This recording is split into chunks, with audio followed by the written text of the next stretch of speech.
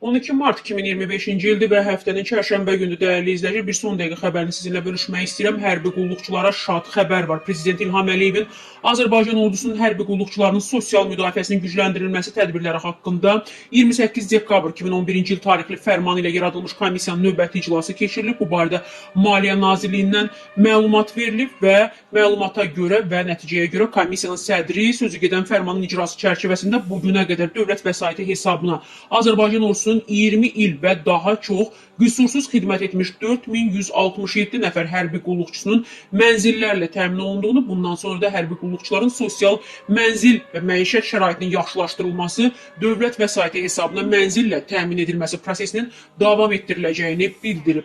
Komissiyanın iclasında 2024-cü ilin sonunda dövlət vəsaiti hesabına Bakı və Sumqayıt şəhərlərində alınmış tam təmirli mənzillərdən bölüşdürülməmiş qalan 131 mənzilin bölgüsü aparılıb. Belə ki, Müdafiə Nazirliyində növbəsi çatmış hərbi qulluqçular arasında püşkatma yolu ilə müəyyən edilən bölgü komissiyanın müvafiq qərarı ilə təsdiq olunub. Qeyd olunub ki, komissiya Müdafiə Nazirliyinin təqdim etdiyi siyahılar əsasında mənzil növbəsinə mütəmadi baxır və vaxtaşırı mənzil almaq hüququ qazanan hərbi qulluqçular mənzil növbəsinə əlavə edir, dəyərli izləyicilər.